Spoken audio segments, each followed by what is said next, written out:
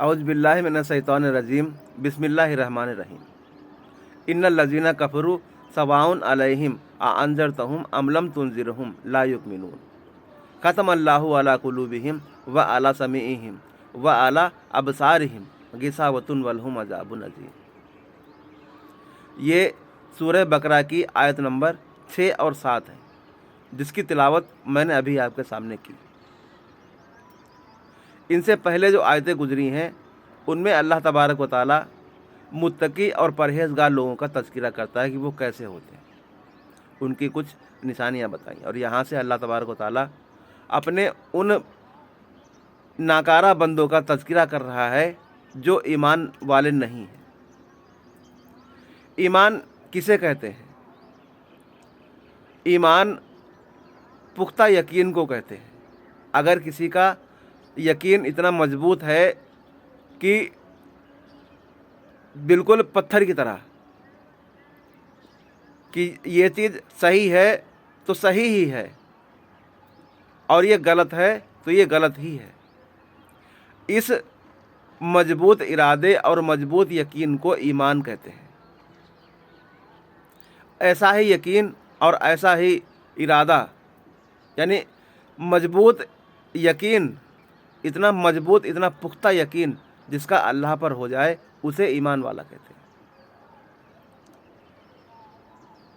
और ऐसा तभी मुमकिन है जब उसको कोई ऐसा उस्ताद मिल जाए जो उसको इतना पुख्ता और मजबूत ईमान उसको यानी जो है फराहम कर दे, उसको इस लायक बना दे कि उसका ईमान बिल्कुल पुख्ता और यकीन हो जाए।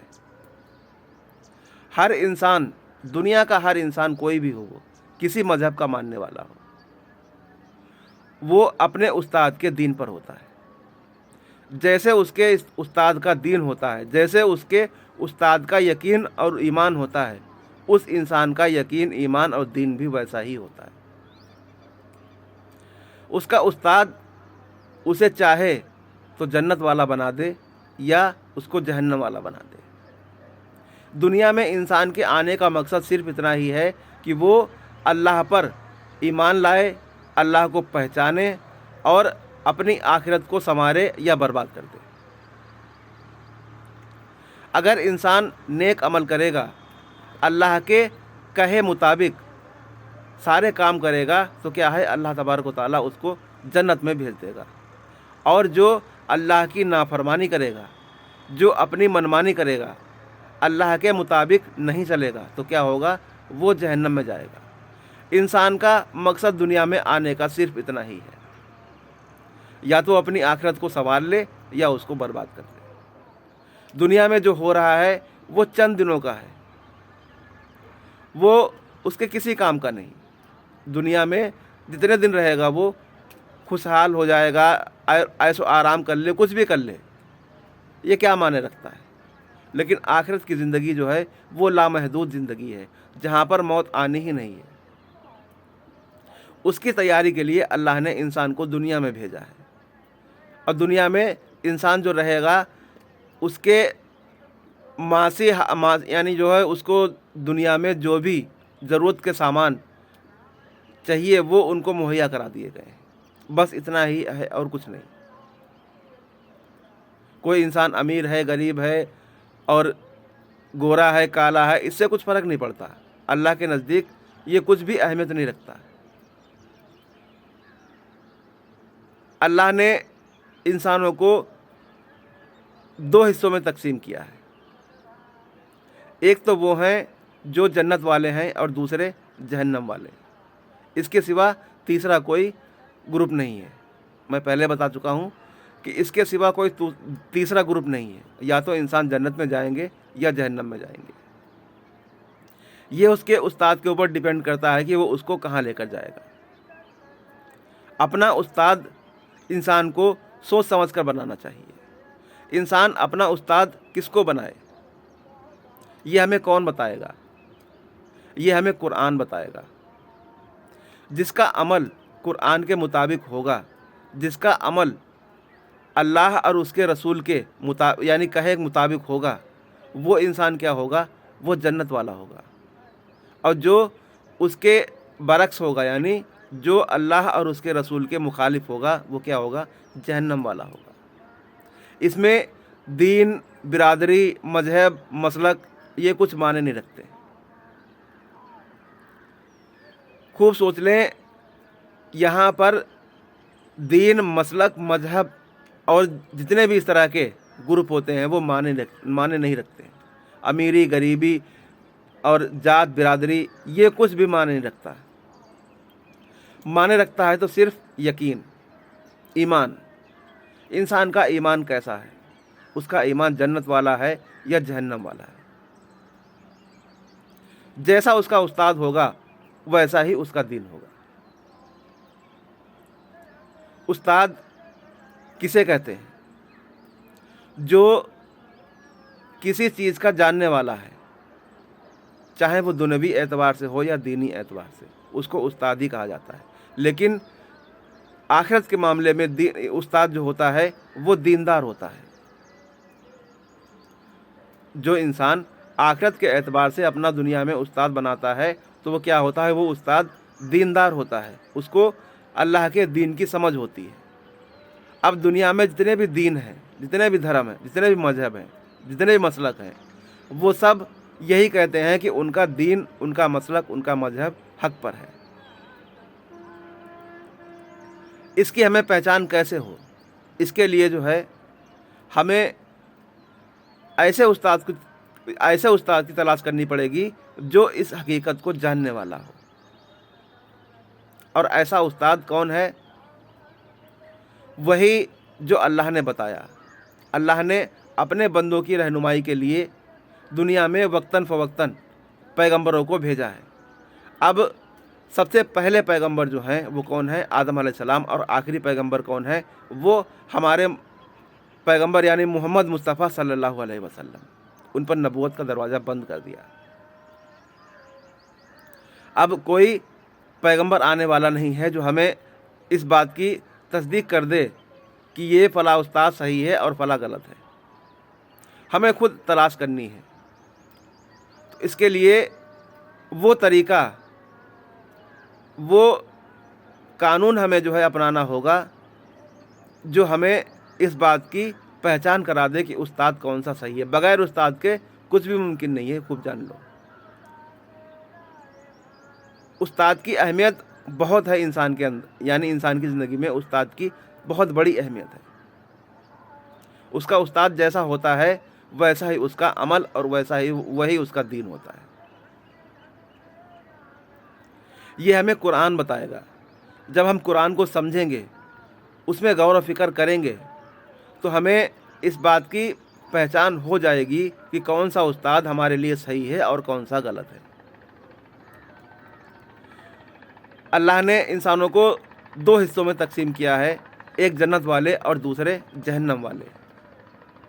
جو انسان جیسے ان لوگوں کے ساتھ میں رہے گا اس کا عمل ویسا ہی ہوگا، اور وہ وہیں جائے گا جہاں وہ لوگ جائیں گے جیسا عمل کر رہے ہیں۔ عمل کے حساب سے فیصلے ہوں گے۔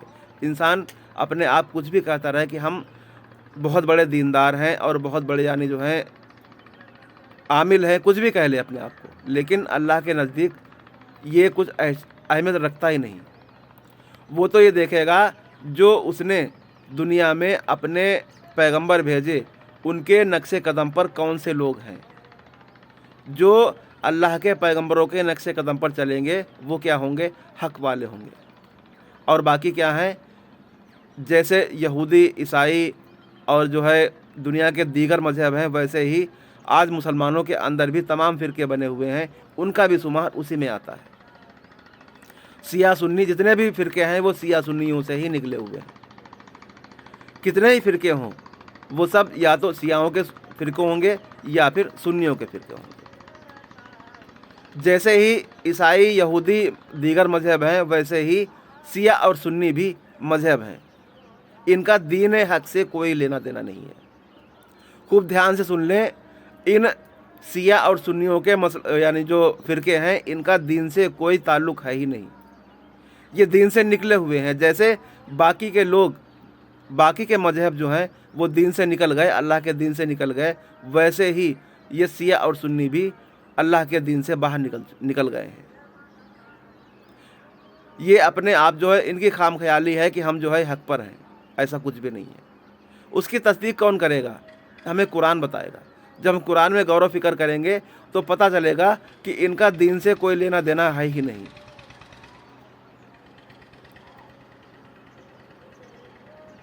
یہ پوری تفصیل یعنی جتنی بھی ڈیٹیل ہے میں انشاءاللہ بتاؤں گا آگے آنے والے جو درس یعنی قرآن کے جو دے رہا ہوں میں ان میں سمجھاؤں گا۔ یہاں پر اللہ کیا کہہ رہا ہے کہ وہ جو کافر ہوئے، جو لوگ کافر ہوئے وہ ایمان لانے والے نہیں ہیں۔ کیوں؟ کیونکہ اللہ نے ان کے دلوں پر مہر لگا دی۔ ختم اللہ علی قلوبہم، ان کے دلوں پر اللہ نے کیا ہے؟ مہر لگا دی۔ وعلی سمیعہم، ان کے کانوں پر بھی مہر لگا دی۔ وعلی ابصارہم، اور ان کے آنکھوں پر بھی مہر لگا دی۔ اب کیا ہے؟ نہ تو یہ دیکھ سکتے ہیں، نہ سن سکتے ہیں، نہ ہی ان کے دل میں کوئی ایسی بات آ سکتی ہے جو حق والی ہو۔ یہاں پر مہر لگانے سے مراد جو ہے وہ حق بات ہے کہ یہ ان کو یعنی حق بات نہ تو سن ہی سکتے ہیں یہ حق بات کو، اور نہ ہی ان کو کوئی حق چیز نظر آئے گی، اور نہ ہی یہ ان کے دل میں کوئی حق بات بیٹھ سکتی ہے۔ کیوں؟ کیونکہ اللہ نے ان کے دلوں پر مہر لگا دی، دلوں پر، کانوں پر، آنکھوں پر مہر لگا دی ہے۔ نہ تو یہ حق سچائی کو قبول کر سکتے ہیں اور نہ ہی اس کو دیکھ سکتے ہیں۔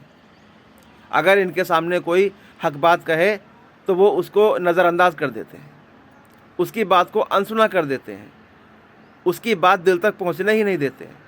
اور ایسا ہی اپنے یعنی ماننے والوں کو، چاہنے والوں کو بھی یہی کہتے ہیں۔ ان کے یعنی جو اس طرح کے استاد ہیں جن کو اللہ نے بتایا یہ کافر ہو چکے ہیں، ان کی باتیں سنو گے تو تمہیں لگے گا کہ ان سے بڑا کوئی دیندار ہے ہی نہیں۔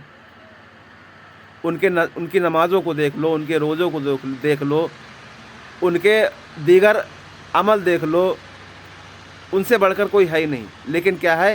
وہ گمراہیت کے دلدل میں دھسے ہوئے ہیں کیونکہ انہوں نے اللہ کے دین کو چھوڑ دیا۔ جو اللہ کا دین ہے اس کو انہوں نے چھوڑ کر اپنے الگ فرقے بنا لیے۔ اس وجہ سے کیا ہے کہ وہ اللہ کے دین سے باہر ہو گئے۔ میں پہلے بھی کہہ چکا ہوں، پھر کہہ رہا ہوں کہ میں شیعہ اور سنیوں کے تمام فرقوں کو مسلمان مانتا ہی نہیں، سرے سے خارج کرتا ہوں۔ ان کے اندر اگر ہمت ہے تو اپنے آپ کو ثابت کر کے دکھلا دیں، اور یہ کم وقت میرے پاس آئیں گے ہی نہیں۔ یہ جانتے ہیں کہ ان کے پاس میرے کسی بات کا جواب ہے ہی نہیں، اس لیے جو ہے یہ میری باتوں کو نہ تو سنتے ہیں یعنی اور نہ ہی کسی کو سننے دیتے ہیں، کیونکہ یہ جانتے ہیں کہ اگر میری باتوں کو پبلک سن لے گی تو ان سے سوال ضرور کرے گی کہ یہ شخص اتنے سالوں سے تمہارے بھگو کے جوتے مار رہا ہے، تم اس کی بات کا جواب کیوں نہیں دیتے؟ اس لیے کم وقت نہیں آتے یہ، اور نہ ہی اب مجھے ان سے کوئی بات کرنی ہے۔ ان کا وہ حال کروں گا کہ ان کی نسلیں یاد رکھیں گی۔